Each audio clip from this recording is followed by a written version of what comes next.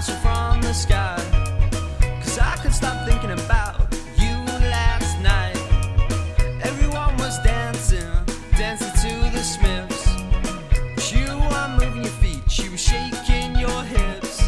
Maybe it's the way she moves, or maybe it's that long dark brown hair. Woohoo, aha, yeah. Woohoo, aha, yeah.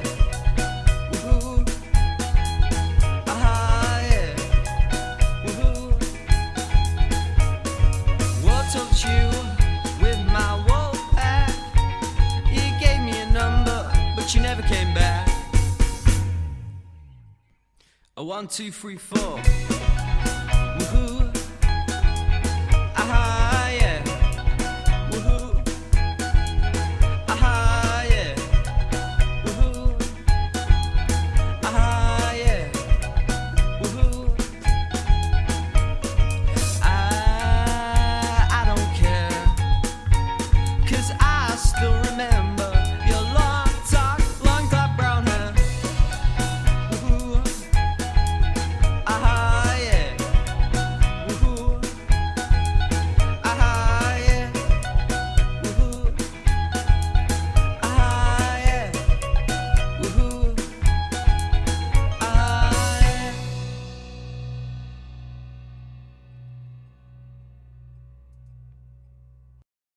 Hello and welcome to episode 29 with our big draft preview special show. And you are going to have some new familiar faces. I know that sounds a bit of an oxymoron in some ways, but people you will have seen on the show before, people we've spoken about, without the oxy, that's fine. But with again, as always, we're really appreciative for everyone who watches, everyone who joins us live. I'm sure we've got celebrities from all over. People, I don't know, from America, maybe Martha Stewart. Love that she might watch that. And if you are watching this not live on +1, then sorry you missed it. Join us next week for the live episode. So I think, as usual, producer Jamie and co-host Tom, and we have some guests now. How are we going to bring these guys in? Are we just one by one?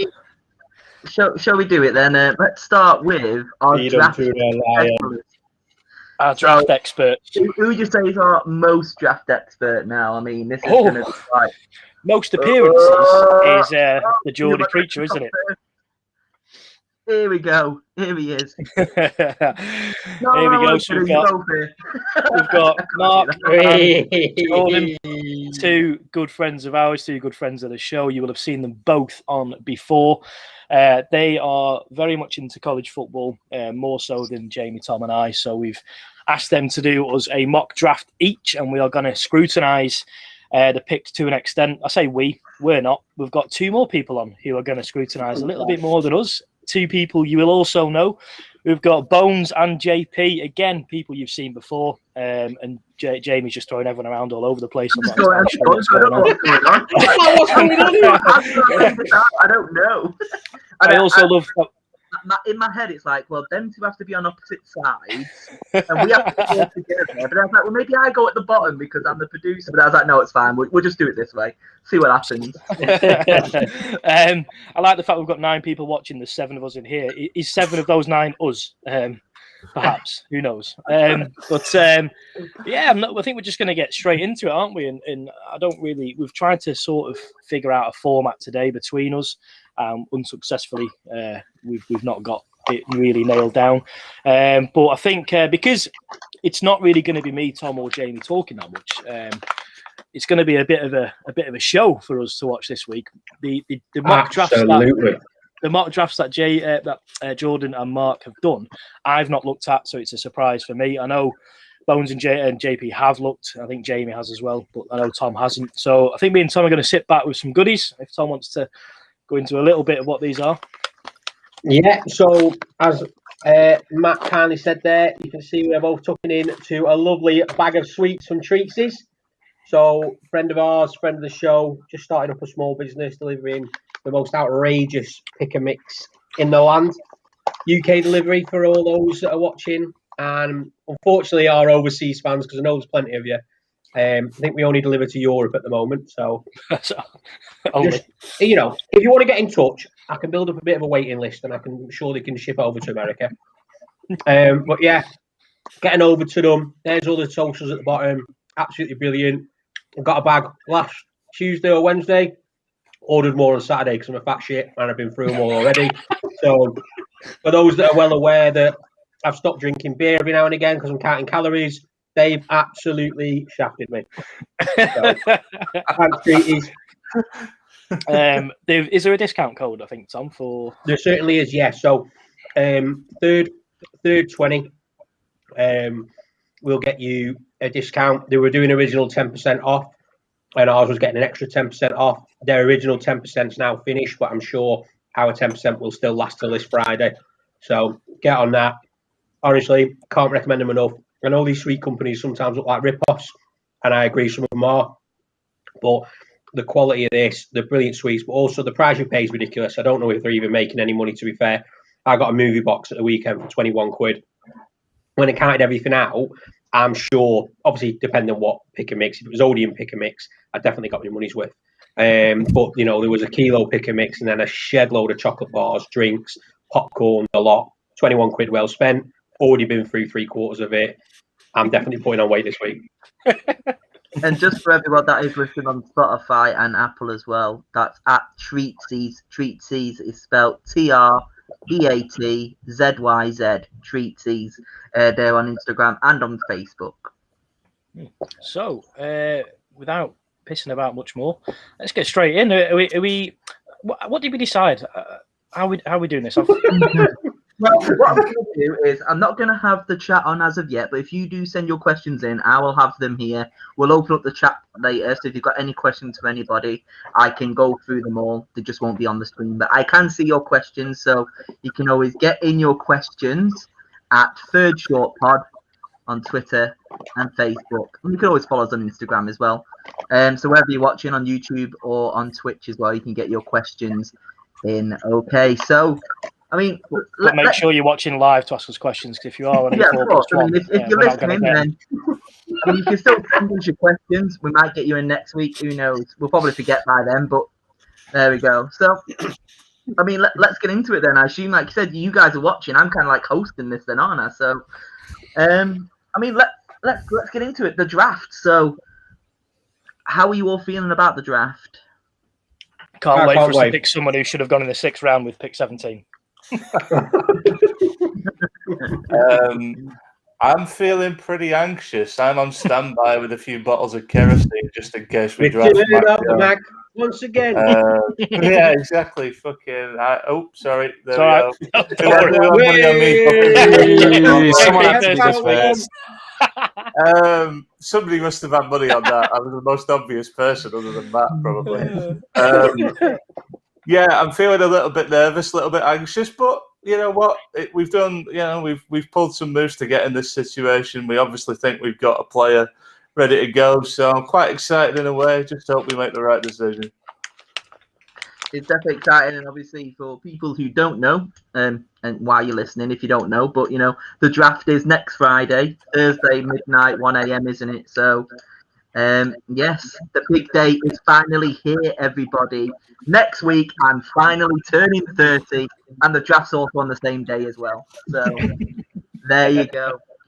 So I think we've lost Mark. Mark's gone somewhere. So. We have, yeah. He had enough of the small talk. Wait then, because all I saw was him just vaping anyway. So I assume he's not having a beverage. So we'll just start with the beer of the week then before he does come back. So what's everybody drinking? He's back. He's back. I'm doubling up this week. I've started with a dark fruit because the weather's got nice. Are you on repeat? I started off having strawberry and lime cider. No, this is just to wet the whistle for. I've gone all in with the Desperados for round 2. No messing about. Straight in, 5.9% tequila inside the beer. I'm working tomorrow. YOLO. Okay, well, go on, Bones. I know you're dying for this one. It's back. We're going for the proper drink. Just a nice slow sipping drink for discussing the draft with some gentlemen. So you've got another episode. What about you, Jordan? I'm on Italian's finest, Uncle Moretti. Can't beat a good Moretti. I don't care what anyone says about Peroni. Moretti is still the best Italian drink. Yeah, agreed. Interesting. JP. I am sponsored by Swedish Cider Recorder League. If they would like to send me about 6 cases, that would be greatly appreciated. You're Ready for massive, after you or draft they just He's got massive hands. I was about to say I do like child size, but I assume they don't do child size. Maybe in Sweden they do child size like recorder league, but they probably start young, don't they? If you've seen Midsummer, you know they start young. So yeah, Tom. I'm rocking the beautiful Singer Type A. Asda's 4 for £6 finest. Thank you very much. And Mark, are you on anything? Where's No, the I'm brew, not on Mark? any. Where's the brew? He needs to keep his head straight. I've got coffee. I've got coffee. There it is. And I am on vodka and Iron Brew. There you go. Don't lie, it's just a wicked game yourself. I do remember Wicked. I remember getting drunk on my 7th birthday on WKB's in Stanley Park. That's the Grange Park life. There you go. But yeah, anyway, let's get into this draft. I'm not asked about the draft, to be honest. So I think for most people, the first 5 are pretty much locked down. Number 1's definitely locked down, isn't it? There's been so much debate online whether it's going to be 4 quarterbacks who are going to go in the first 4 for the first time, like ever. But I mean, let's get into it. Let's see who you guys got, and then let's defend your choices. So we've got our top 5 exactly the same. So I mean, there's no debate in it, is there? Like, Trevor Lawrence is going number 1. I'd be very surprised if he didn't. He is. I think the only debate comes in at 4, doesn't it, really? Yeah. I think me and Mark are on the same opinion that Falcons will want to trade out. Yeah. But is anyone going to make a deal? I think Broncos are the one. Are they going to trade up? And I've just put it down. I'm taking a stab in the dark. I think no. And I think if that's the case, Falcons will pick Pitts. And I think Mark will probably agree. Well, he has agreed. So, I mean, there they are. Sorry, JP. You kind of like hiding behind Pitts. Yeah, I know, yeah. You're going to make me stand up. My legs are fucked. I'm going to have to stand up for the entire podcast. What's going on, man? JP, have you been in the sun? And the Denver Broncos have selected I'll tell you what, JP. I'll move you down there. There you go. I don't care. There we go. We've got Trevor Lawrence to the Jaguars, Zach Wilson to the Jets. We've got Justin Fields to the 49ers. Are you happy with that, JP? Absolutely. That would be the ideal scenario for me, I think. I was intrigued that you both went for that, actually. I'd like to ask Mark. I thought Mark might have gone Trey Lance, but I'm not sure. Actually, I could have went in 3 directions because I went by my board in the end, and I went with who I have as the second best player on my board still. A lot of that's on his competition. But I did seriously think about putting Trey Lance in because I thought Trey Lance might be a better fit. As in, Justin Fields played so much, like read option in college in that Ohio offense. And I kind of think what Shanahan will want him to do, make quick, accurate decisions. I kind of think that Trey Lance would probably be the better fit. But I went with what I would do, and I've decided to go Justin Fields because I think that I don't believe that they're going to keep Garoppolo. I think whoever they're going to draft is going to start day 1. And I think Justin Fields is more equipped to start day 1, It'd be interesting to see, because of the Trey Lance second pro day today, wouldn't it? It'd be interesting to see what came from that, if anything. Do you know, if I was picking a fit, Jordan, I would probably have went Trey Lance. If I was thinking, who do I think fits that system the best? I'd probably go Trey Lance. But I don't buy into this Mac Jones talk. In my idea, it's people are saying, "Oh, well, Mac Jones is who Kyle Shanahan's worked with before, but he's also with who he's lost with before." I think that's the point that they need to remember, that he got the Super Bowl with Matt Ryan and Jimmy Garoppolo and found out that that wasn't enough. So why is he going to go draft somebody who else is not going to be enough to get him what he wants? I think people are like, that's the style of quarterbacks he likes, but that's the style of quarterback that he's lost games with.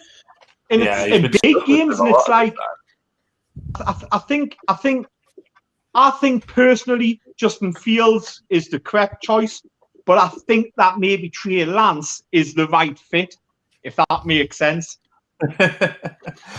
The thing that I find interesting with the Shanahan thing, everybody, like you just said, Mark, everybody seems to think they know, like, oh, Shanahan likes this type of quarterback. He's never been a head coach, and he's never really picked a quarterback. You can argue we picked Garoppolo, but we were so desperate for something at that position that we kind of took a flyer on him. He did well for 5 games, and we almost had to keep him at that point. You know, we had nothing else. We weren't going to have anything else. It was a bit of hope after a bad season. So he's never picked a quarterback. He got Ryan when he went to Atlanta. All right, he might have been involved in Kirk Cousins, but notwithstanding that, this thing about, the Shanahan offense fits these like average. There you go, Bones. These these average sort of pedestrian quarterbacks. I don't know if that's true. His dad's biggest success was with John Elway and Steve Young, and they're like the athletic fit that people like Justin Fields and Trey Lance kind of fit in a little bit more with. So I hope it's a myth, and I think it is, but I've been wrong before. I think the 49ers are a good quarterback away from being very, very, very good. Garoppolo's good. He's just not amazing. He's not top level. No. Yeah, and I think that they're that one piece away maybe from being very, very, very good 49ers. He's not your franchise guy, is he, Garoppolo? He's your backup. Like, I think that's what he'll become after this. Like, he's the bridge guy, isn't he? He's the guy that'll like make you good for a couple of years. And to be honest, we got to a Super Bowl with him. There was a lot of reasons for that, and one of them was that our defense was probably the best in the league that year until it really mattered, unfortunately. Although I won't go into Nick Bosa and holding calls on 3rd and 15 because we haven't got enough time. But I think that's it. People, and I do credit Garoppolo with some of it. He played well in some of the games, but some of the games isn't enough. You need a top level player, especially in the playoffs when it really matters. So you can see why they've made the move, I think. I think the Mac Jones thing's just it's just a media storm, I think, personally. Just to talk about. I rate Mac Jones. I rate Mac Jones, Jordan. I rate him. Like, I went back and I looked over his tape. I went back over this, but you're talking about a guy who's had. People talk about the limited experience that Trey Lance has had. Mac Jones has had just as limited experience. He's had one full season to start on that offense. Yeah. And don't get me wrong, he made some amazing plays. He drove them to a national championship. You listen to the wide receivers in that room who played with him in Tua, and they see he's better than Tua. But I think I think when you look at this though, this isn't the San Francisco 49ers who were picking at 3. This is the San Francisco 49ers who have sold a lot to move up and pick at 3. You're going to move to someone who's going to have a ceiling which is astronomical. You're not going to move to someone and go, well, he's got a high floor. But let's face it, Mac Jones is going to have limitations. For me, it's got to be one of Justin Fields or Trey Lance. It's got to be one of them two, because Shanahan's put his reputation at stake. Yeah, and if he gets this wrong, he hasn't got another draft pick in the next 2 or 3 years to be able to correct it. This is what he's got, and I think he's going to look at somebody like Justin Fields or Trey Lance, in our case, Justin Fields, and think, if I can't make him work as a thrower, and don't get me wrong, Justin Fields is a very good thrower, I'm going to make him work as a running quarterback. Yeah.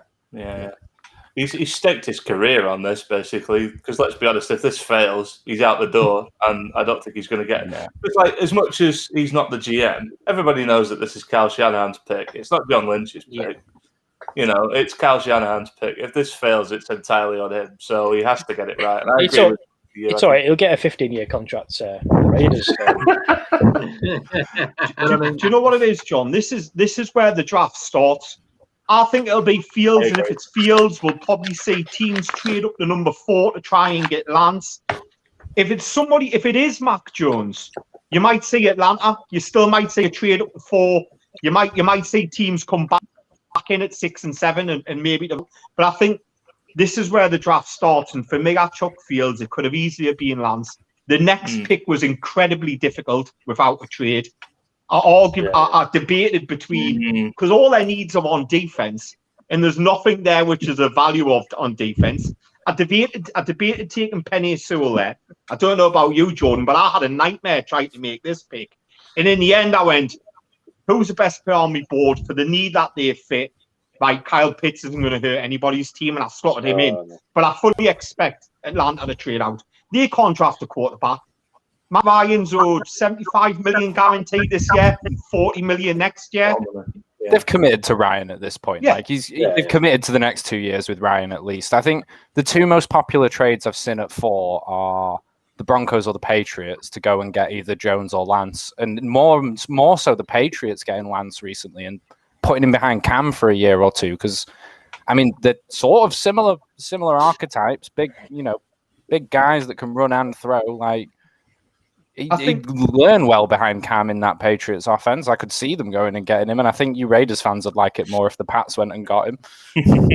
I think it's going to be Denver. I think it's going to be Denver that's going to move up to 4. If it's not Denver, I think it's going to be Washington. Oh, the Washington fans do want him. I think Trey Lance at Denver would be the worst thing for Trey Lance fans, I think. Yeah. I think it'd be the worst thing for NFL. I mean, I saw a stat the other day that said the most catches missed because of a quarterback was Jerry Jeudy this year, with 26 missed catches because of Drew Lock. Not because of Jerry Jeudy, because of Drew Lock. They need a quarterback that can throw a ball. I think they know that. They kicked the tires on Teddy. They've kicked the tires on Darnold. They've kicked the tires on Deshaun Watson. They've allegedly inquired about Teddy Bridgewater. They know they need a quarterback. They're in a great position. They've got a really good roster, Denver. They're like the 49ers. They've got a good defense. They've got a really good receiving calls coming back from injury. They get Trey Lance now a camp battle between him and Drew Lock, and they're loving it. They're loving that. And they won't have to pay much to get up from where they are to where they need to be. No. I know what you were saying as well. Like if you did this next week, your mind was probably going to be changed, because again, with the draft, it can change so much. Everybody's saying 4 quarterbacks are going in the first 4 picks.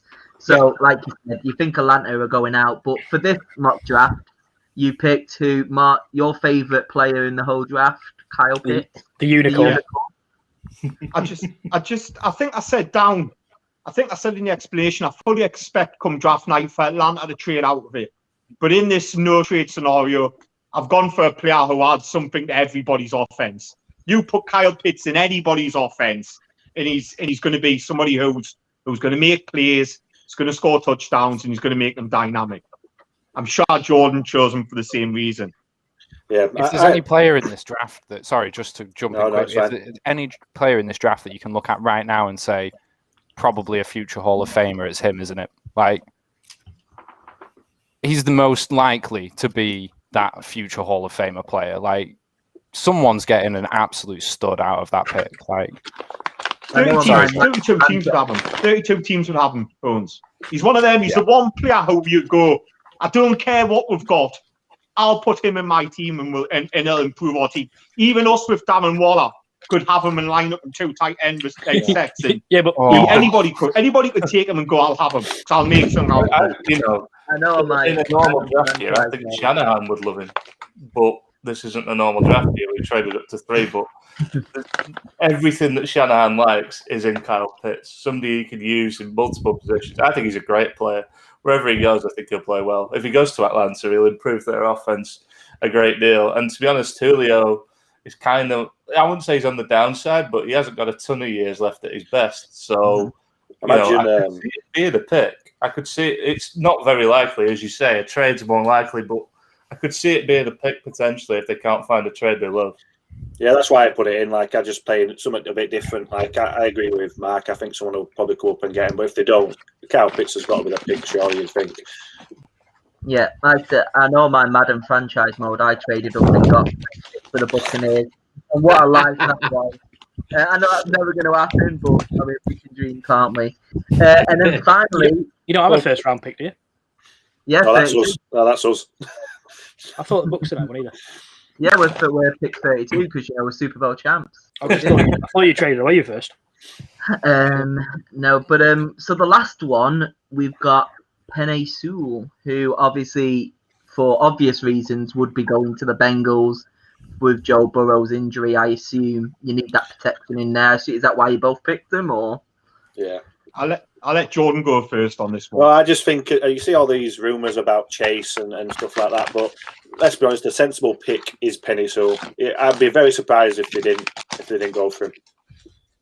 This is the best tackle prospect in years. Like, yeah, you'd be insane not to take him. That's the top and bottom of it. The kid's 20. He was dominant in college as a 19-year-old. Dominant. He's 20 years old. He is a 10-year type franchise player. If you draft him this high in the draft, you draft him for someone who's going to be a cornerstone of your franchise. Put Penei Sewell at left tackle, and he's going to be there for 10 to 12 years. He's going to see 3 contracts at the Bengals, and that's the kind of decision that you're going to be making when you're picking this high up, you know?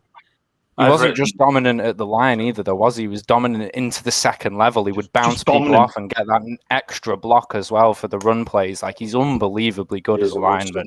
Yeah, and he's 20. His technique. Like, people are going, Rashawn Slater's got better technique, and I'm like, yeah.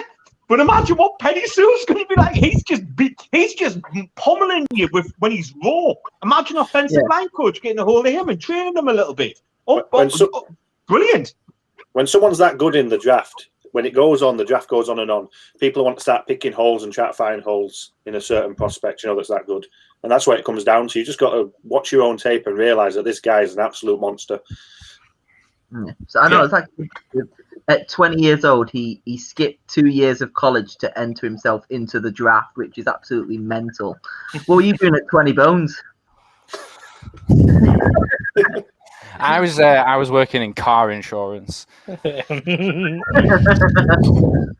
Just before we do move on to number 6, I've just got a quick question on here by James Davies.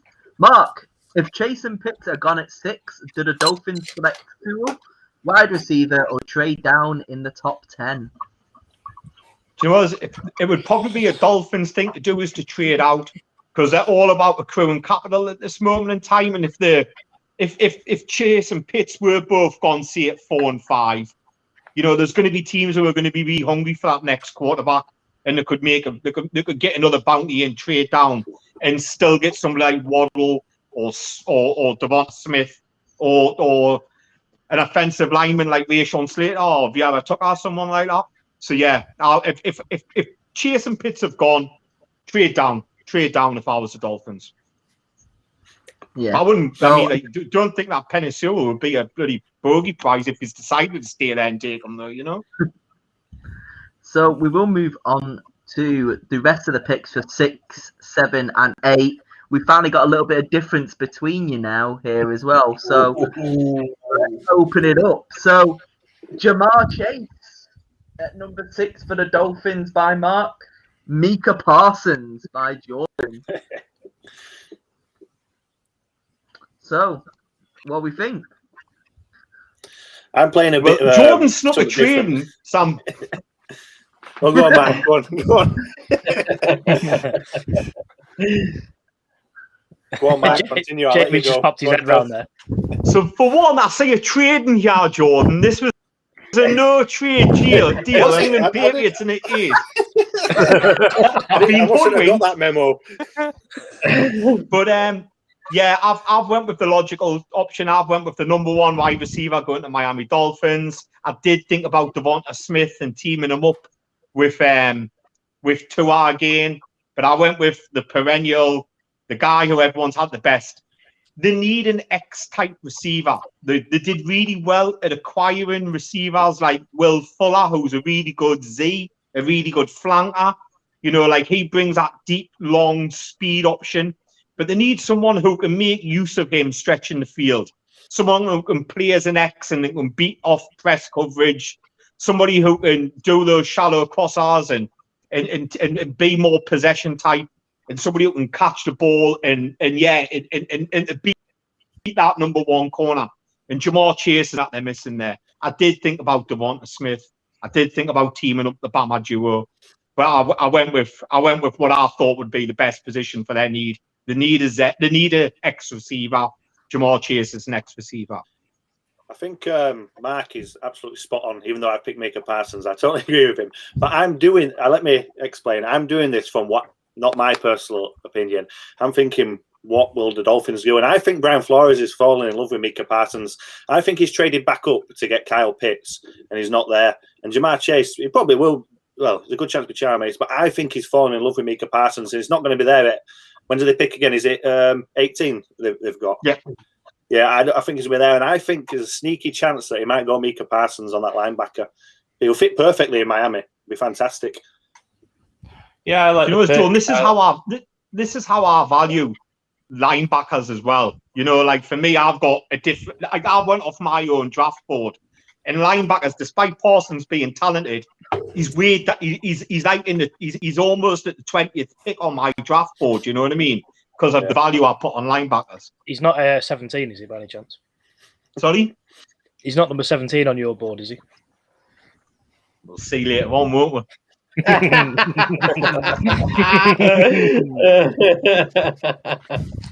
you know the pick here? Sorry, just to put in the pick here. I think that causes the most debate is the pick that I've made, the Carolina Panthers.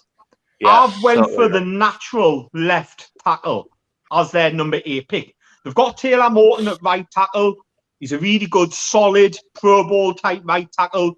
Don't move somebody who's succeeding. Don't take him and put him on a left. Go draft somebody who's an undoubted left tackle prospect. I value length there. He's going to be up against some very good pass rushers. He plays Tampa twice a season. You know, so I've decided to go for the longer, more powerful, natural left tackle. And I put Christian Darrisaw above Rashawn Slater. And there's no debate. Well, can he play guard or should he be guard? Darrisaw's a left tackle. He's massive. He's a people mover. He excels in the run game. They've got McCaffrey there. I thought it was a better fit for them.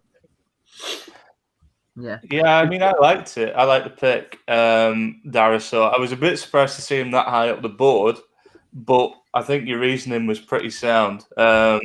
Couple of other bits. I like Parsons to Miami. I can see why it's a bit out there, but I think when you look at who's in charge over there, it feels like a classic Brian Flores, sort of New England Patriots type pick. I like Surtain. I don't even know if I pronounced that right, to Detroit. But I also like Chase to Detroit because the way I look at it, one is probably the sensible pick, and I think that's the defensive player. But I think I see the Lions going with something a bit flashy. They've been bored shitless for a few years by light up, can't you? You know what I want to happen at this pick. You know what I want to happen. I want us to trade back. I want Denver to come begging for Trey Lance. I want the Patriots to come asking for it, and let us move back and still grab one. Especially at wide receiver, as good. Chase is unbelievable, but if the Dolphins take him, he's obviously not there. If he is there, even in that, there are wide receivers further in the class that we will still get use out of. It's not be all and end all that we take Chase. And I think what we really need is a decent cornerback. But I think we can drop back to where the Broncos are and still get Surtain. Absolutely, no questions asked. That's what I want to happen. But I think Surtain or Chase is if we stay in a no trade scenario, either of those picks is absolutely fantastic. We just lost our entire wide receiving core. Everyone's gone. Jones, Golladay, Amendola, they're all gone. We need someone there, and Chase managed to not play a whole year of football and still be the best wide receiver in this class by a good margin. There's no doubt that he should be the first wide receiver off the board, whoever he goes to. And same with Surtain at cornerback. There are other cornerbacks in this class. You've got not further back. I think it's the Cowboys that we keep seeing taking. The name is escaping. JC Horn. JC Horn, thank you.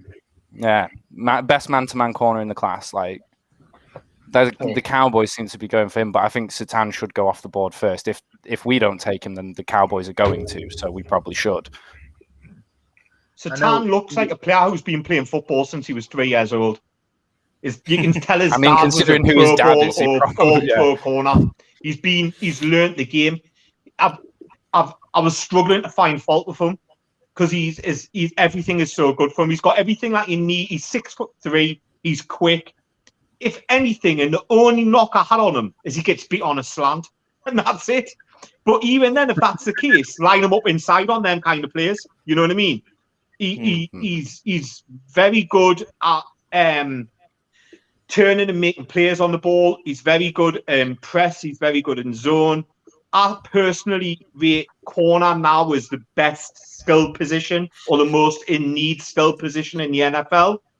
Pass rushers aren't going to get the quarterback quick enough in these new offenses that they're running.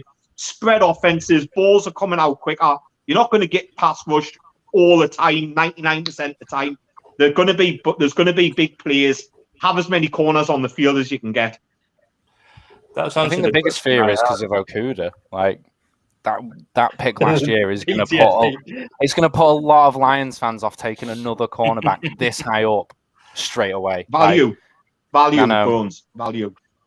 Yeah, I think it'll be very instructive in terms of like what your new regime really values and how they're going to build the team going forward. I think if they make the pick there and they do go Satan, that's a good sign because it means that they've recognised that he's the best player on the board. They're not necessarily trying to impress people. They're just making what they think is the right pick. But I could easily see them going offense because it's the easiest way to sell tickets. It's the easiest way to get fans excited again after like 3-4 bad years. It'll go either way. Three or four bad years. Got the sharpest teeth, doesn't it, for the Lions?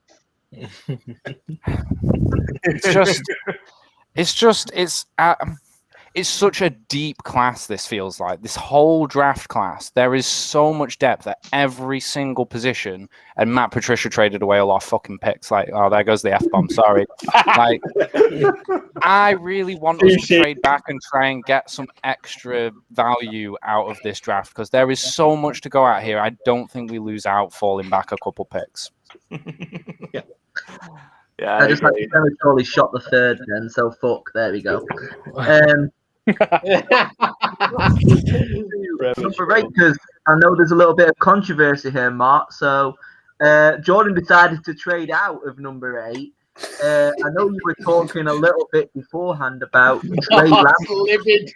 Yeah, you were talking about Trey Lance earlier becoming like the 4th quarterback and maybe taking that number 4 pick.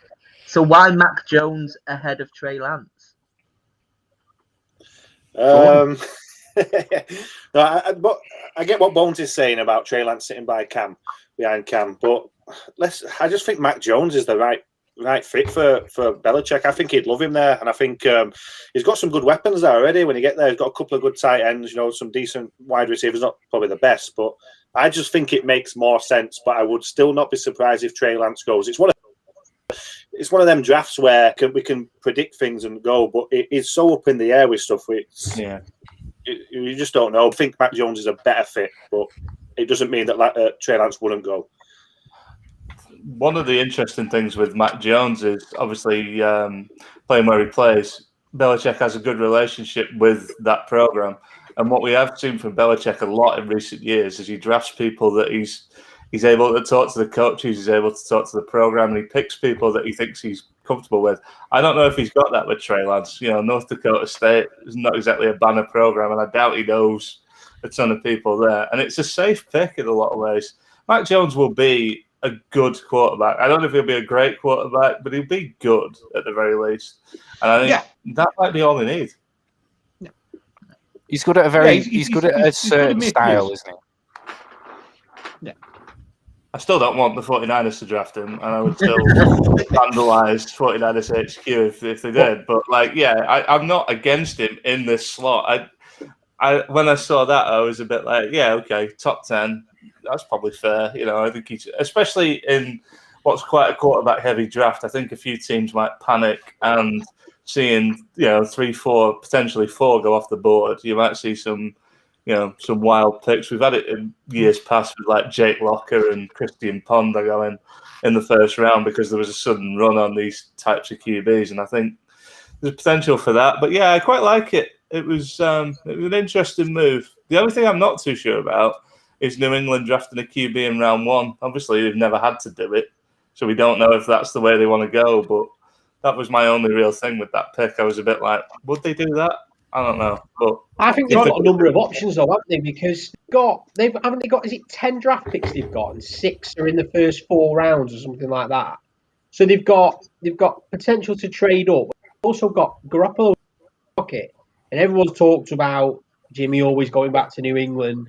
They've got a couple of options out there, haven't they? What they go at? I don't fess it up.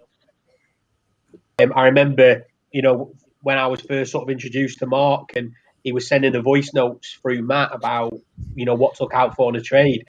He called it back then that Mac Jones would be a late first round pick to the Patriots and be a perfect pick.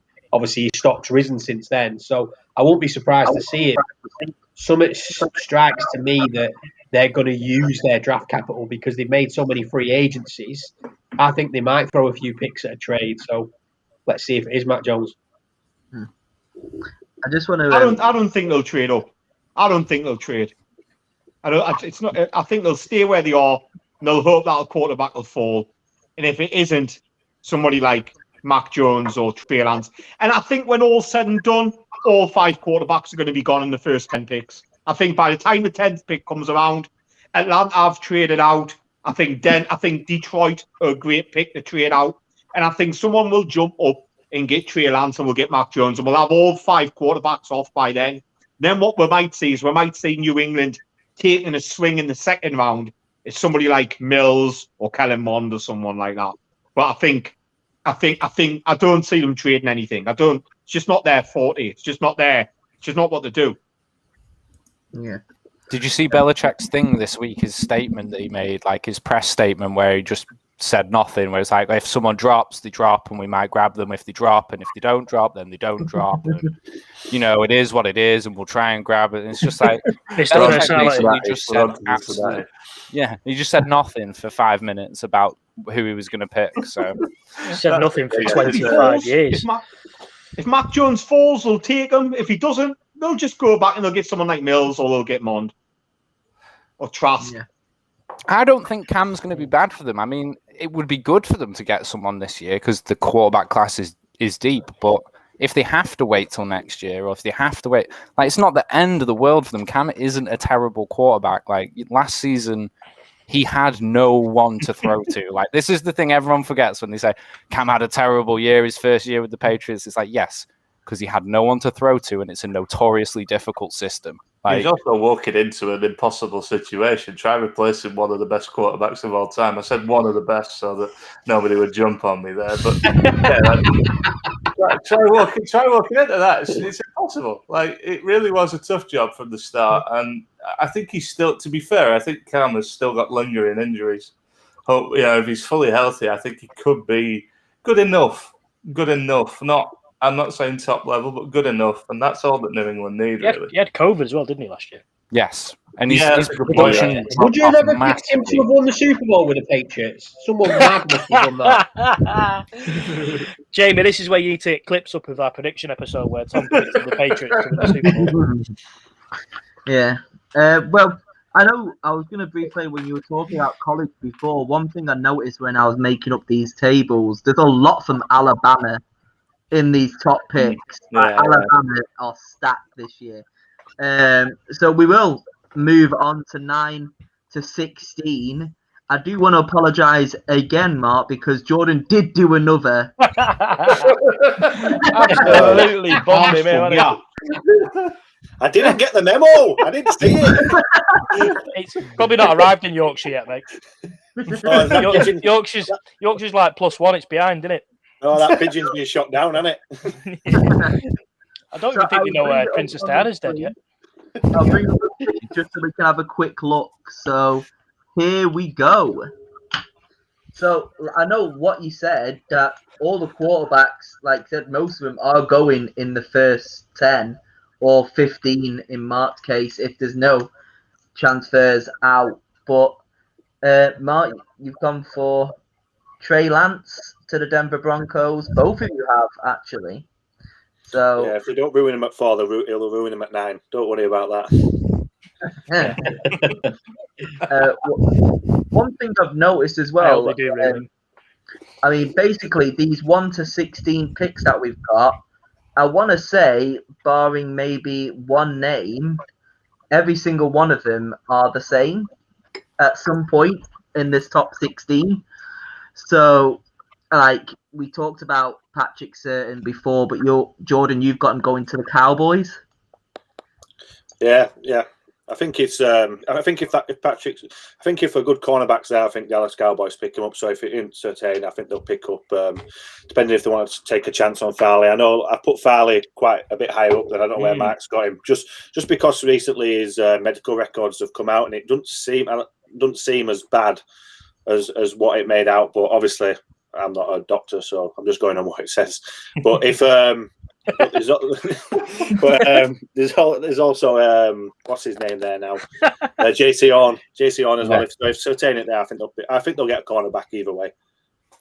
The only concern about Farley is his injury, isn't it? Like that's the thing that otherwise he is an unbelievable cornerback. Like I watched some tape of him literally just the other day. Like Farley is really, really good, but that injury is going to scare people and he is going to fall. Like no doubt about it.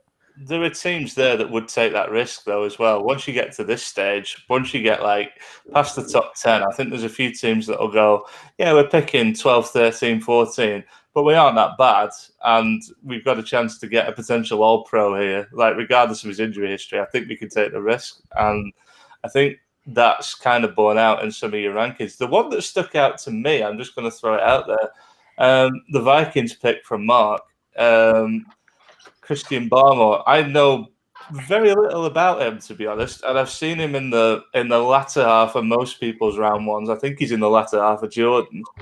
Yeah. What made you mock him at 14?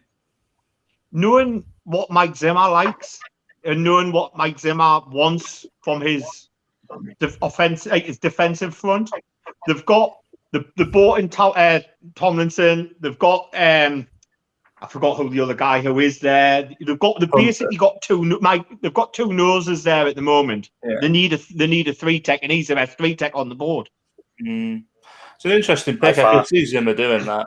I think your logic's probably quite sound. Zimmer has openly said that he wasn't happy with how the D played last year, so I expect they will go D. To be honest, I like the pick of Slater though as well. He doesn't blitz much, Zimmer. He likes to get pressure from his front four, which means that he needs to get pressure up the middle as well as the outside. And he's not going to get that with the two defensive tackles he's got. Even if he's got Barmore who comes in for obvious passing downs, he's going to make an impression in that in them situations. Bones is nothing because he's obviously had a better look at the Minnesota Vikings. But I think Zimmer will look and go, we're going to build from the front back. I know what he's going to build from the front back. He's going to try and generate some pressure from that defensive line. Needs a 3-tech. And you put Barmore beside Tomlinson, and you've got a really tasty-looking defensive tackle duo there. I mean, that's what you put in your notes, didn't you? A tasty-looking partnership you put on Word when you're doing your little job. Yeah. Tasty depends on if you have to play against them twice a year or not. I'll swap you. Well, no. I mean, I'll stay in the NFC North for now. Interestingly enough, we've got another trade out here. So, Mark, you're doing trades. You know you can't do that. So, Tennessee Titans is pick number 11. New York Giants are pick number 11, and you went for I've traded Tom out. I've traded Tom's pick out. You traded Tom down. Just to be annoying. Sorry, go on, Jamie. No, I was just going to say, so I know you've both got Jalen Waddle within the next few, but why the trade out?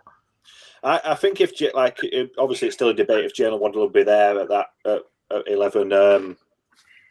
But if he is there at 11, there's a lot of teams at the top of the draft who would love a top wide receiver. So I think if the picks are right for Giants, I think they would trade it out.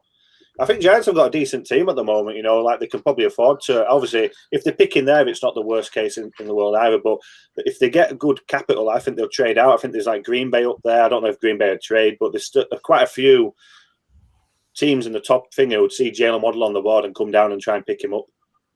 Green Bay need another weapon for Rodgers. As much as I'm a Lions fan, like everyone's saying it, every Green Bay fan is saying it. He needs someone to go with Adams because otherwise Adams just gets two-manned every play and Rodgers has no one to throw to. Feels like you could have said that about every draft for the last 5 years, though. They haven't been good at surrounding him with people, have they? So, I mean, we'll come on to Green Bay in a bit, but they have a habit of not making these aggressive moves, so I'd be surprised to see them up here. Decide to go for the kick instead, don't they? Won't put it past them. Fullback, maybe.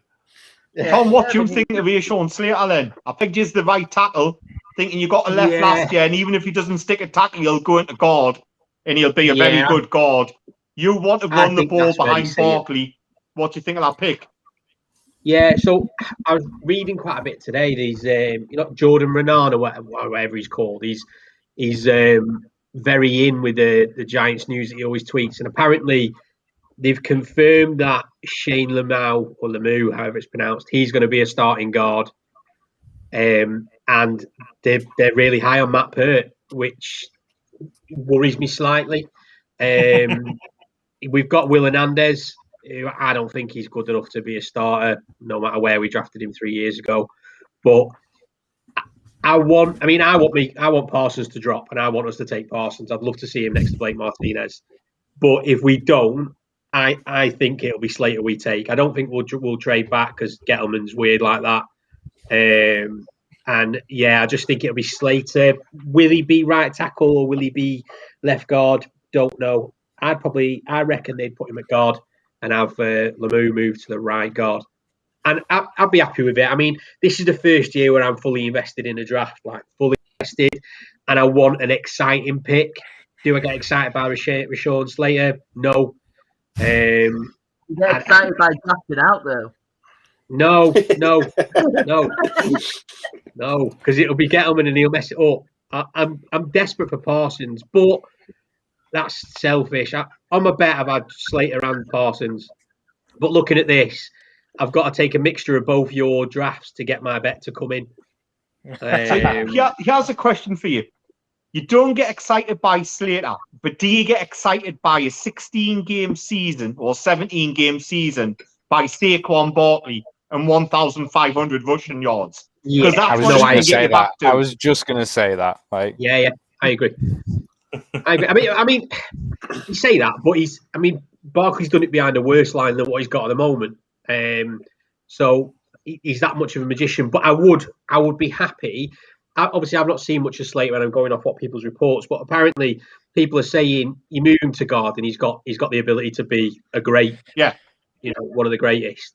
And I take that. Saquon's coming off an injury, isn't he? So it's going to be interesting to see how different he is. Have you seen that video where he's pushing off a couch with his right toe, basically, at the top of his foot? And I was watching that, I was like, I couldn't do that without no injuries. Well, to be fair, I can hardly do it with 2 feet, never mind one. But how do you do that with the top of your foot to extend to lift up above this cat? It's mad. So hopefully that injury isn't going to be a problem. I'd love him to have a comeback season of the ages, and he's just unreal. And the fact we took him at number 2, he needs to pay Gettleman back, doesn't he, with another season like that? But it's big for the Giants this year. Like that Jordan said, they've got a good team, and they're in a shit division. Cowboys, are gonna be there because of Dak. If they get Surtain, I'd be worried about them a bit more. But I think Washington are our biggest threat. I really like what Washington are doing.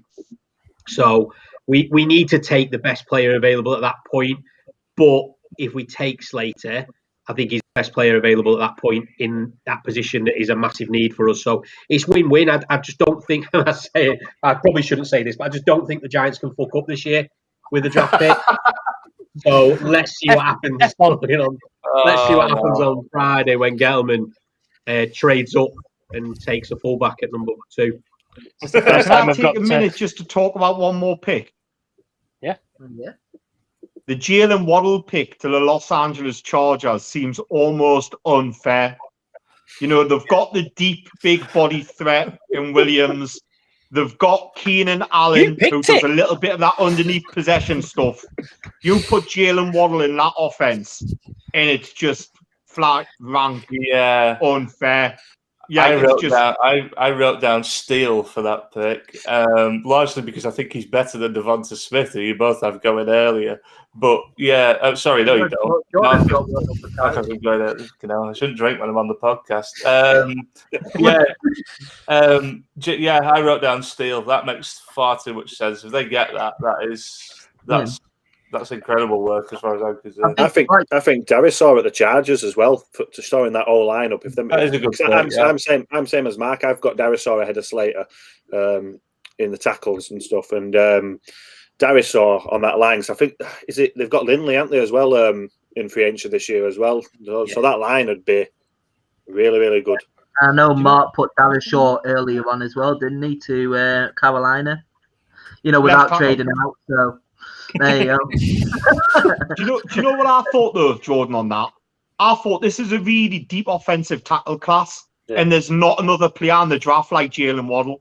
There's Tutu Atwell, and there's some smaller, fast receivers like Rondale Moore and Elijah Moore, but they're not going to be there round 2. And it's kind of like take Waddle because he's the only one of his type in this draft. There's nobody else that can do what Waddle can do. He's what Henry Ruggs was meant to be.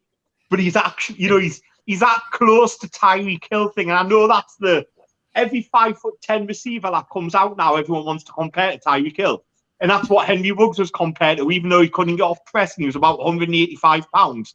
You know what I mean? It was just because he was fast. But Waddle is everything that Henry Ruggs was meant to be. He can run the routes, he can go across the middle, he can do everything, and I think he's excellent. And I think he's I would die if he went there. If Waddle and Smith are gone, would you go offensive tackle for Chargers? Yeah. But I mean, they've got a need there. But I'm thinking if they got Waddle there at 13 and came back round 2 and got Leatherwood, they wouldn't be too miffed, would you? That's why I think Titans or someone would come up, and if Waddle's still there after 10, I think I can see a trade happening. There's loads. If you look down at the bottom of that. The back end of the first round, there's so many teams that are after a wide receiver, and it's to the final jigsaw, and I think there could be a battle on for that if they're still there, depending. Yeah, like I said, you've got the wide receivers. There's 3 main wide receivers, isn't there, going in the first 16. I don't know if it's something that I don't know, but surely Devonta Smith, as the Heisman Trophy winner, should be going above them all. But is there something I'm missing with Devonta Smith, or he weighs the same as my left leg? Yeah, that's what he's missing, about 45 pounds. That's the issue with Devonta Smith. Did you not know there's a COVID going on? You could just sit at home and just eat. Do you know what it is with Devonta Smith? Let's remember though, he's always been 175 pounds. He was 175 pounds and won the Heisman at 175 pounds. So he's already proven to be a good footballer at 175 pounds. The thing with me is his age. His age. He's going to be 23. He's a 23-year-old wideout coming into the draft. Waddle's did 20. Did Waddle play this year, though? Waddle didn't play, did he? Played a few. And Chase wasn't in there. Yeah, so you've not got much competition, have you? No. But he was a wide really receiver, good obviously. wide receiver in that Bama offense, though. He is a clean route runner. He is a good wide receiver. It does bear mentioning. As little as Devonta Smith is, he's maybe arguably the cleanest route runner in the class. Been little all his life, he's made it work. Yeah, I was being a bit facetious with the 45 pounds comment, I have to say. I think with Smith, it depends where he ends up. I think he needs to go somewhere that's going to scheme sensibly for him. You can't really, at his size, you can't really use him going across the middle as a possession receiver. He needs to get the ball in his hands. He needs to be used as a playmaker. He's one of those guys that I actually like where you've both got him going. You both got him going to the Eagles. What? Did somebody just say the Eagles? Fly, Eagles, fly, on our way to victory. I was waiting. I was like, come on, someone's going to... I didn't even know what was happening there for about... It took me by surprise. I don't know why it did, but it did take me by surprise. Amazing. But yeah, Can we just talk about that pick a bit, though, for Phil? Phil's obviously first sort of draft he's coming across. and he'll want to know sort of what to be expecting for Philadelphia. I won't say the second word because we'll go into a video again. But what both of you? Why Smith? Is it just because that's who was available at that point? Is it definitely going to be a wide receiver for them? What's the fit? I think they took Jalen Reagor last year, and he's your Z, and they need someone who can play that slot, like who can play a number of positions, in the slot and also on the X. And I think Devonta Smith gives them that opportunity. Yeah. Yeah. Okay. So, I mean, like I said, we'll kind of like ban the E word from this. So let me just sort everybody out in the what E word? Eagles.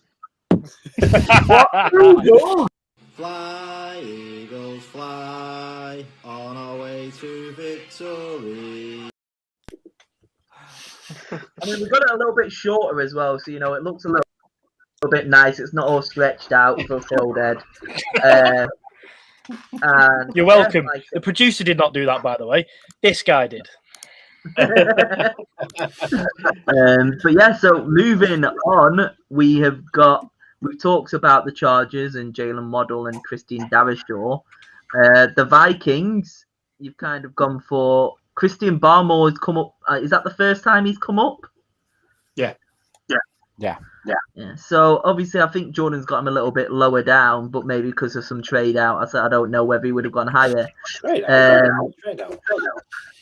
A trade out, yeah. I mean, looking at Who's doing trades?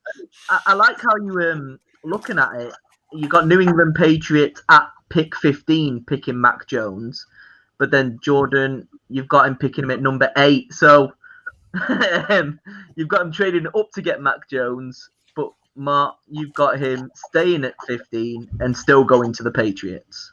So no matter I don't think that'll happen in real life. I think Mac Jones will go in the top 10 picks, but he was there, so I took him. Yeah. Can I just say, if Caleb Farley ends up gets over his injuries and ends up being at Panthers, that defense is going to be legit. The picks that they've had over the last few years, oh my God, could be something special going there. Yeah. And then finally, we've got for the Cardinals, J.C. Horn and Caleb Farley. Both went corners. Patrick Peterson's gone. Yeah, obviously. I mean, you did the same with Cowboys as well, didn't you? Went cornerbacks there and cornerbacks for the Cardinals as well. Obviously, a little bit. I think when I looked at both the drafts, it seemed for the Cowboys and the Cardinals what both of you did. I mean, you'll both clear it up in a second, but my guess was best available corner at that pick for each team. And for the Cowboys, it was Horn and Surtain, and for this, it's Horn and Farley. It's just, best available corner at this spot for each team. And I want to say, when you traded up for Panthers, you took Darrisaw, which I believe Darrisaw on the other one went to Chargers. So, like I said, it's a little bit interesting. I mean, I know obviously you thought trades were illegal or not supposed to be used. I mean, looking at Jordan's trades, would you do any of the same, or would you do things a little bit differently, or? Tennessee Titans trading up for Jalen Waddle. They've got rid of wide receivers, and their wide receiving core is quite light. But I think they're going to be going for a run heavy, and everything that's going to be thrown is going to be thrown in Brown's direction. But yeah, I mean, anybody trading up for a player like Waddle would make sense, So I'm not against it. We're just not meant to do it.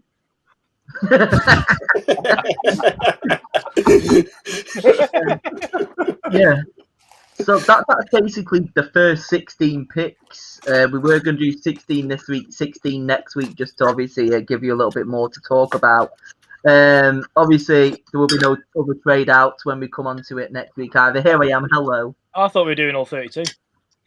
No, we're just doing 116 this week. Oh, okay. I thought it was all 32. Just do them all. You're not done them all, Jamie. No. Oh.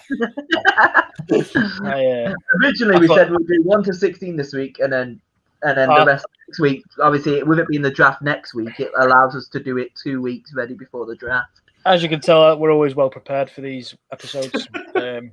We all know what's going on. I mean, I'm pretty sure we said we were doing all 30.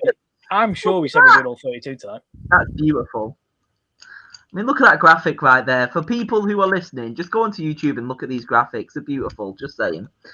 But yeah, so we did have some people talking during the time. So I know when you're talking about the Bengals, it's all about keeping Joe Burrow's new uniform as clean as possible. Like you Why? said, It's horrible. The Auburn Bengals. yeah. And we've got on here as well, obviously, definitely preparing yourself for the worst as a Raiders fan, Mark, with Broncos and the Chargers picks. I really disliked matching Trey Lance up to Denver, and I think, seriously, Ryan, I can see them trading up to 4 to get him. I think they'll be the team who will trade up. I think when it's all said and done, I think Atlanta will trade out of 4, and I think Detroit will trade out as well, and we'll see Mac Jones go at Detroit's pick, and we'll see Trey Lance going at Atlanta's pick, and it'll kill us. Yeah. I mean, with this added game as well, you never know what's going to happen. You definitely can't be 8-8 next season, can you? So it's actually going to be a winning. But it's like if they're in with division, we'll probably only win about 4 games anyway, so we'll go back over, like, you know. Yeah, now there's 17 games. I believe Jeff Fisher is trying anxiously to get back in the league because he won't be able to go 7-9 anymore. I'll have palpitations at the thought of Damon Arnett lining up over Jalen Waddle, you know, but against LA Chargers twice a season, like toast. Yeah, I feel for you Raiders fans at the moment because I really liked that Judy pick out of last year. I had us take. I think I had us taking him in one or two drafts because I was like, "Wow, we're not going to get a corner." But then this was before we just got rid of Slay, and that was sad. So, but when we had Slay, this is why I should be Raiders GM, because I would have put CD Lamb, and I was on CD Lamb from about September. You know what I mean? This is why I should have been the Raiders GM. You know. I think the problem for the Raiders, and I think I'm going to hit on something here. Most teams, when they have a bad spell, like the Lions, for instance, 3-4 years down the line, you can get rid. You know, you can start again. You give John Gruden a 10-year contract. You know, unless you want to pay an absolute ton of money, you're stuck with him for a while, aren't you? And I think that's the worst bit. It's not that like things aren't going well. That happens sometimes for a variety of reasons. It's the fact that you can't turn it around necessarily, you know, very easily, certainly not very cheaply anyway. And it's a pity because the roster isn't that bad. Like, it could be better, and they've blown some real opportunities to make it better, but it's really not that bad. There are far worse rosters in the league. Yeah, definitely. It's division win. You know, like we were talking about needs on division. You know, like in the EFC West being a pass-heavy division. See a lot of zone coverage in the EFC West because the ball's thrown a lot. Compared to the EFC North, you know, like where the ball's ran a lot and you've got like 3-4 defenses in to accommodate that. We're in a division which is dynamic with the ball being thrown. You've got Patrick Mahomes in there. You've got Herbert in there. In this scenario, you're throwing Trey Lance into Denver. You know, like Denver have got a really good wide receiver core. Sutton and Fant, you know, and Hamler, who they brought in, never really got a chance to play last season because of injury and because of locks and accuracy. They've got makings of a really very good team. I'm not quite sure why they let Lindsay go, to be honest with you. They seem to put the eggs in the Gordon basket. But they have a really good team, and that offensive line improved. Garrett Bowles had a really good season at left tackle. I think he made the Pro Bowl. Yeah, Trey Lance and that team makes them very, very good, and I can seriously see them trading up the 4. Just throw that in. Good show. That's rabbit slang for sandbags, isn't it? Yeah, just so obviously, out of the first 16 picks you've both done, who would be your best value pick? Out of this 16? Out of this 16, yeah. Jalen Waddle landed at the Los Angeles Chargers 13. Jordan? Just looking now. I think I'd probably stick with Jalen Waddle myself and say if someone can trade up and get Jalen Waddle at 11, even if it's not the Titans, like if it's someone else who needs a wide receiver at that top half, I think there's about 3 or 4 teams that could that got to the playoffs last year, like the Ravens and things like that. I think if someone came up and Waddle's still there, I think that'd be a good pickup for him. Definitely agree with you both on that. I think it's either the Waddle or the Smith pick, because I think even Smith at 12 to the Eagles is not a bad value place. Whoa! Did somebody just say? Fly, Eagles, fly, on our way to victory. I just love how literally he was just there, just going, for God's sake. Well, I don't know. I knew what I'd done. But I do think either of those picks is probably the best value in the top 60. They are such good wide receivers, and the quarterback depth is that big that they are going to fall a bit further down the board. If this was last year, they'd be gone top 3 easily. Do you know what is 5. A point to make? Look at how offense heavy this draft is. Like when you look at this, it's went the first 5 picks. It's went quarterback, tight end, left tackle, wide receiver. Your first defensive player's coming off the board at Patrick Surtain. And even that's debatable whether Detroit will be there to make that pick and whether they'll trade out. Theoretically, you could have quarterback, left tackle, receiver, be it Pitts or Jamar Chase, quarterback. Then you've got the Carolina Panthers picking. They might go left tackle. Where's the first defensive player going to get taken? I mean, there's so many scenarios here. I personally think that the first defensive player to come off the board, whether it is in this scenario with the Detroit Lions at 7, or maybe with Dallas at 10, you're probably going to see the first defensive player come off the board at either 7 or 10, and it's probably going to be Surtain. Mark, without giving too much away, where have you got your first edge coming off? Oh, I can't remember. Where have I got my first edge? Let me have a look. I've got that on my Yarkers. I have my 21? First edge coming off the board at 21. Yeah, I was going to say, I think I'm looking at it now. I think it's 21 you've got your first. And what about you, George? 18. 18. Yeah, next week, but it's a deep class edge, isn't it? I think it's a deep one. I haven't got that edge player really stood out, Jordan. And the way I look at it as well, as I'm like, whereas edge players were really valuable at one point, nowadays it's like draft corners, because you're not going to generate consistent pass rush, because teams are putting 4 wide receivers on the field and they're getting the ball out in a second. You can't expect to get the quarterback all the time. You might as well at least try to defend it. So go get corners instead of getting edges. You know what I mean? Yeah, I can definitely see the argument. It's quite interesting. Obviously, we'll come on to that in the next half of the draft, but I found that quite interesting. I think as well, to be fair, I could be wrong, and you guys can tell me if I am, but I don't think there's an outstanding edge player this year. There's a lot of very good ones, but I don't think there's no Bosa, there's no Chase Young. There's nobody that you're looking at and going, they're an immediate difference maker. And I think that's a large part of the reason why there's none in this half of what you've done. I think your immediate difference maker. You've got the best edge in the class is probably the riskiest because of his concussions. Jalen Phillips is probably the best edge in the class, but he's got this big injury history. Then you've got 2 people who have got athletic traits through the roof, but have yet to really produce in college, in Kwity Paye and Jason Uwe. You've got Azeez Ujulari, who's probably the highest floor edge player. Say that name again. But Azeez Ujulari. Just sounds better in your accent. So good, isn't it? Yeah. So good. I can't see the best one still to come yet. The best edge is still to come yet. No, Gregory Rousseau. I'm looking forward to linebacker. There's my favourite. I'm looking forward to a particular linebacker that comes so much. Yeah, me too. In the space of about a month. I'm good. I can't show you. Tom's getting at Giants. I was hoping you traded his first round pick out for a second, so we don't get Tom. Can I make a suggestion?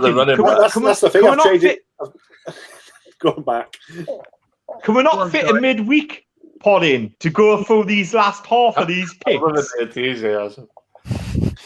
I can't Once you do the start, rest Mark, of don't it. you? It's like Pringles, isn't it? Once you start, you can't stop. That's what his missus says. We'll have to. It's a week to think who the Raiders are taking at 17, Matt. If inboxes are ignoring you. Yeah, I think I know who we're taking. Somebody who's due to go round 6. Could be from Clemson, usually, if you follow the usual, Anyone, the usual from pattern. anyone from what side is it? Anyone from Clemson? There we go. It's funny, like looking at these first 16 picks, there aren't usually in every draft. There's like these sort of like hinge points where if somebody goes the way you don't expect them to, it could blow the whole draft up and completely change it. I don't see a ton of those this year. The only major one I could see is our pick at 3. I think what we do is gonna drastically change the picks after. If we don't go Justin Fields or we don't go Trey Lance, I think it blows the draft up because at that point, for my money, 2 better quarterbacks are on the board, and then there will be a frenzy to go to 4 because you can get either of them, at that stage. But I don't see there's not a lot of others really. That seems to be like you said earlier, Mark. That's where the draft starts. It's also where I think it could either we're in for a regular night or we're in for another fucking another mental draft night where where all sorts starts happening. So it'd be interesting to see how needs that. some explosive graphics to come on the screen when 5 swear words and none of them are from me. It's good. I definitely think 3 of them are from me, so I think I need to go and rethink my vocabulary at this point. I definitely think what JP was saying is a thing, though. Like, there isn't anything that hugely changes the board, but I think in a way that is because this class there's so many players that could be all-pro players in this class. There are so many players that will go to the Pro Bowl. There are so many players that we will see in championship positions in this draft. Like, yeah, someone might take Satan first, but then, like we see, you've still got Horn, you've still got Farley. Like, there are at every single position, it feels like there is someone like that where, yeah, you could take the best person in that position, but there's someone right behind him who is basically just as good as him. Like, do you know what, Bones? If I hadn't put Farley at the Arizona Cardinals, I'd have put him at the Raiders. Because I'm like when you're drafting in that middle of the first round, to get a player who is an elite prospect, like even if you get him and it's a 1 contract kind of deal, you're going to get 4 or 5 years really good football out of Caleb Farley.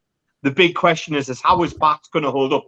But all the reports I've looked at, and I'm sure that Ryan, who's maybe watching the show, works in medical, will tell us different. All the reports I've said, it's a degeneration injury, which means in 8 or 9 years' time, he might be suffering the effects of it. Great. I'll take him at 17 and I'll have a lockdown corner for 5 years. And then I'll give him the franchise tag and I'll keep him for a 6. And then I'll boot him. You know what I mean? And it's like, it's enjoy that time.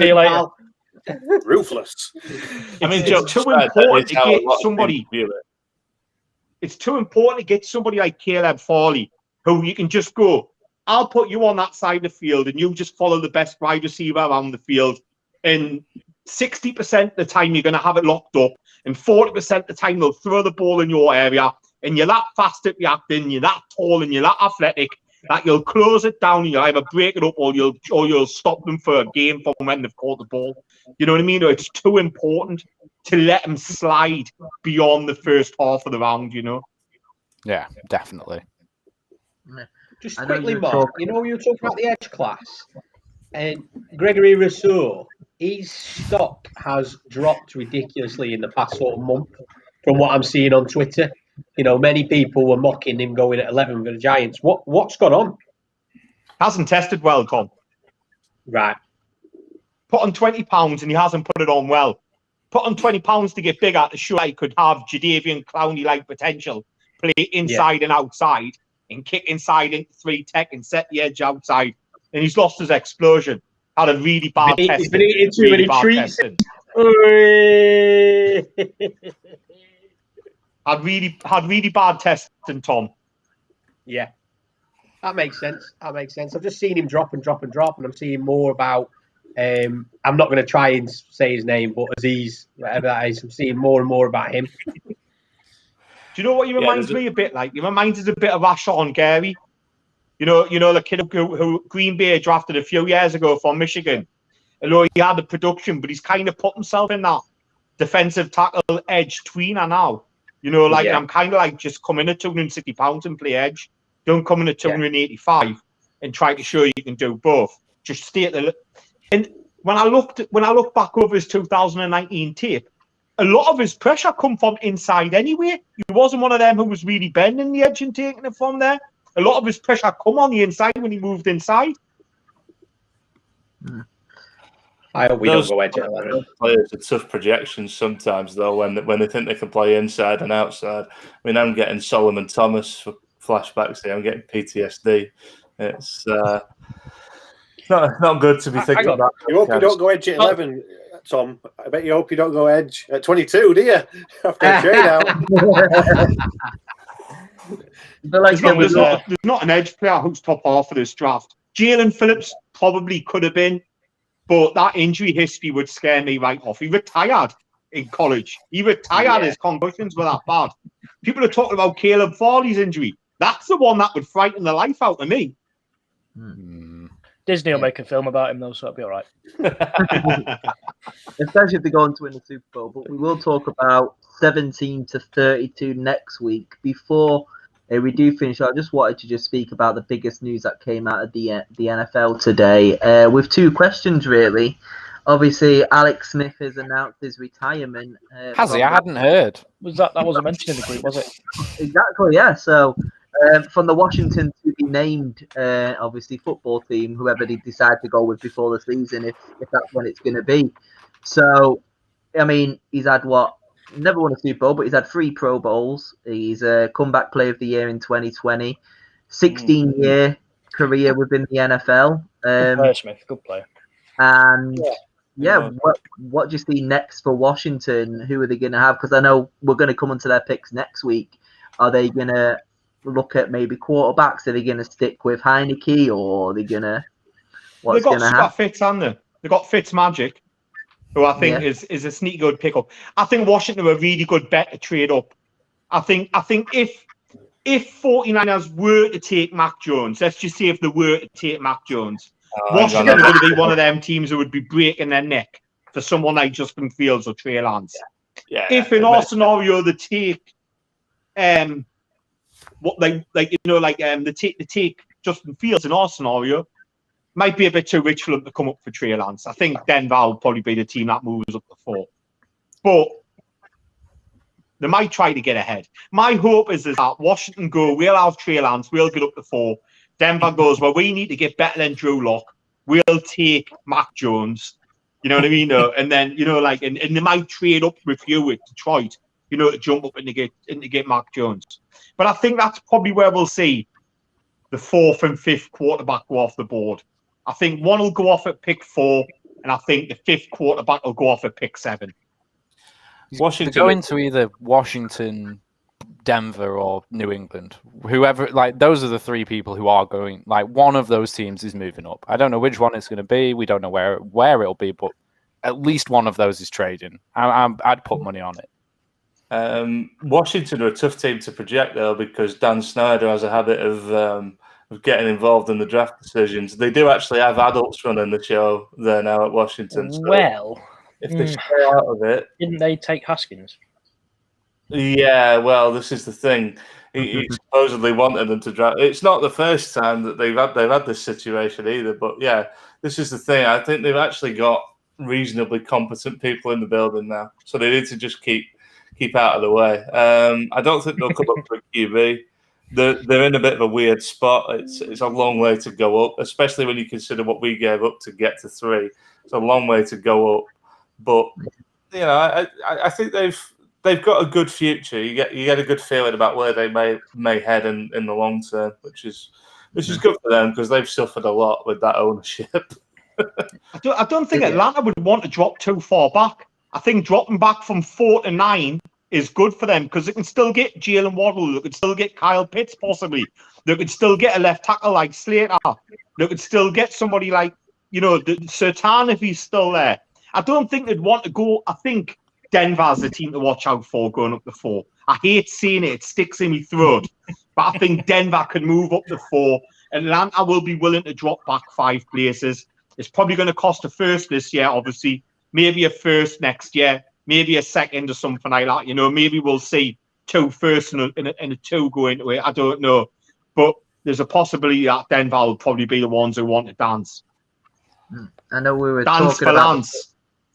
Yeah, I know we're talking about the 49ers trading as well. We've got a question in here, which hopefully, JP, you may be able to answer about the 49ers. So, any thoughts on the 49ers drafting Josh? I'm not going to try and pronounce his name. Against Quan Jennings. Yeah. He looks like DK Metcalf. I mean, it's a new name to me. I don't know. Is he? I think Tom's just got his length out when DK was mentioned there. I mean, I'm hoping that Jordan scouted him because I've not watched him. I know a little about him, but a little is the key. I think it's a big statement. Well, it's not a big statement to say he looks like DK Metcalf, but so do a lot of people, but they can't play American football like him. Yes, we probably are going to draft someone in that position. We don't have a slot receiver. Trent Taylor was supposed to be it. He's not been it. Jalen Hurts been injured for 2 years, and I think he's got good potential. Jennings is a good player, but didn't make the roster last year. We are going to draft someone there. Whether it'll be him, I'm not entirely sure. I actually think we're more likely to go for a tight end with athleticism to pair with George Kittle more than we are for one of those type of receivers. I think Shanahan prefers the movability of those type of players and the fact that they can be an impact in the run blocking game as well, which is a big part of what we do. So yeah, possibly. I wouldn't object to it on day 3, but I think I don't think it'll be top of the priority list. Have you got a second round pick this year, John, or did that go in the trade? No, we've got a second. I think it's one of the thirds that we traded this year. We have got a second. I would be surprised though if we didn't go corner in the second. We really need some young talent in the defensive backfield. We haven't got much. We'd be able to keep Jason Verrett in free agency, but we need to inject some talent. We'll trade you Damon Arnett for a packet of Quavers. I don't think a half packet of Quavers. It's funny you say that. I don't think many Raiders to 49ers moves have worked out too well. On the other hand, you guys have done quite well out of players that we've let go. So Navarro Bowman did all right at our place. He did, yeah. He played both for you. I saw what I think was his last game for us when I was out there, and he looked painfully slow and gone. But he went to you and he had a pretty good season. And going back in history, Solomon Thomas can have one as well. I mentioned him for that. JP, when you mentioned Thomas before, I nearly brought that up. But I like Solomon Thomas as a person, and I don't think he's that bad a player. But we drafted him number 3. Yeah, if we drafted him in the 3rd round, then yeah, great. But yeah, I don't know. I'm not seeing it. I'm hoping if he gets put at 3 tech and left at 3 tech, he might. From what I've seen of Solomon Thomas, and when I look back of him, when I was watching him when he was coming out, it's out of Stanford. He was a tweener, wasn't he? And I always thought he was a better 3 tech than he was on the edge. He kind of got stuck on the edge at your place, but he looks better when he's put in the middle. We grossly miscast him in his first 2.5 years trying to play him as an edge because we had no edges. We had no pass rush at all, and then we got Bosa, and it was kind of like, right, okay, we'll play him where he should be playing. We did the same with Armstead as well. Armstead really, we tried to make an edge player. He's not really an edge player. He's an excellent player at what he does, but he's not a pass rushing edge player. And I don't know. There's been a few picks like that with the Niners where you can see they're physically talented, but we've just not cast them in the right role. On the other hand, we've grabbed people like Kittle in the 5th round and turn them into all pro players. So we can obviously do it, but there are some question marks on our drafting. Which that first year with Shanahan and Lynch, we got Solomon Thomas and Reuben Foster. Neither are on the team anymore. I'm not even sure Foster's in the NFL anymore. Don't talk about draft picks that aren't on your team anymore. God, we've been historically bad. Auden Keys just left. Not that he was any good. Mo Hurst just left. He was slightly better. A lot of people are kind of going on that we've just lost Aaron Donald. Which I read isn't that the case, like, you know what I mean? Yeah, I read Mo Hurst failed a physical. That's why. Did he? I read that today. Yeah, it would I make mean, sense. It would make sense. Look at for us people like Ndamukong Suh, and you know, We can't seem to keep our draft picks. Gavon Conley, Carl Joseph. You know, like Carl Joseph's come back now. back. I think it's quite a good move. Good move to bring him back. I just checked something off screen, by the way, regarding the question that was asked of me about the receiver who looks like DK Metcalf. He's 3 inches shorter and slightly less heavy. He looks nothing like DK Metcalf. He looks about 20 years older as well. He looks like I have no idea look this up where now. this come from. I'm not saying he's a bad player, but he's nothing like DK Metcalf. Do you know? There's a player who I have got late in the round from Stanford, and I'm not going to be able to pronounce his name, but he's called Sammy Faco or something like that. I've watched him briefly, but he's a brute of a wide receiver. He might be a good late round flyer for you, like, you know, if you're looking for that big body type, you know. We need someone more of that type, I think, because if you look at all our other guys like the Deebo Samuels, the Ayuks, people like that, they're great athletes, and you get the ball in their hands, they're almost like running backs, but we are lacking that kind of red zone type threat, and we have done pretty much since Shanahan walked to the door. So I don't know. If Jalen Hurd can get healthy, which is a big statement because he hasn't been, he's played like 2 preseason games. If Jalen Hurd can get healthy, I think he's got potential, but he's missed 2 seasons, so he's got an uphill climb, really. I don't know. I'm intrigued to see what we do. I think, for me, the Niners stuff, the first round pick is obviously the big headline, you know, which QB are we going to take? But there's a lot of other questions because, and I've said this on this pod before, we are at a bit of a strange spot. We've got a very good side, but we've also got a lot of cap stuff to deal with. We don't have youth in certain areas. You know, we do need an infusion of talent from somewhere.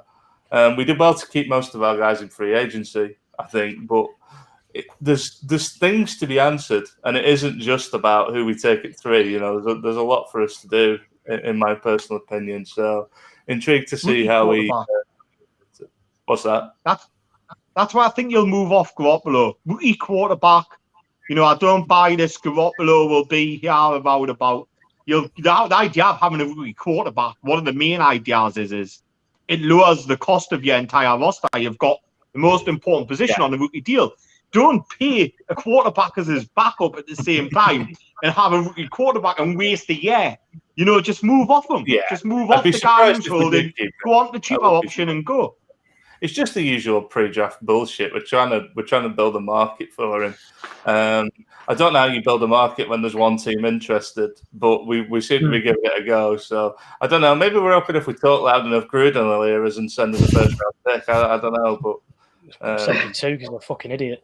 And on that note, I think it's a great end to this week's episode. I think I'm looking forward to seeing the first pick next week because Mark's probably picked Micah Parsons, I hope. But he was gone off George's board, wasn't he? So I'll be interested to see who George picked. But a little bit of sort of potential news coming up. The reason we brought in extra people is we're going to be having a spin-off show. Did we decide on a name in the end? Was it Out of Bounds with Third and Short? It might be bi-weekly or monthly or whatever we decide, as and when we decide to do it. But it's going to be more in-depth NFL stuff. So if you want to learn more about the positions or particular players or particular teams, we're going to have the people with more knowledge, such as the 4 guys we've got here with JP, Bones, Mark and Jordan, to debate and discuss things that basically me and Tom and Jamie don't really know about or know enough about. We talk bollocks for an hour every week, and it's a little bit NFL related sometimes. But Mark, Jordan, JP, and Bones are very, very knowledgeable, and we've all become good friends through the group chat and this, that, and the other. And we think it'd be great to have an actual proper show that isn't just a load of rubbish. Talking about fishing tips and treaties. Yeah, the way I look at it, we're the ESPN2 and you guys are ESPN. You know, we're probably Channel 5 if we're being honest. Yeah, you say friends, Matt, but I don't know what me and Tom are at the moment still. I think it's still there.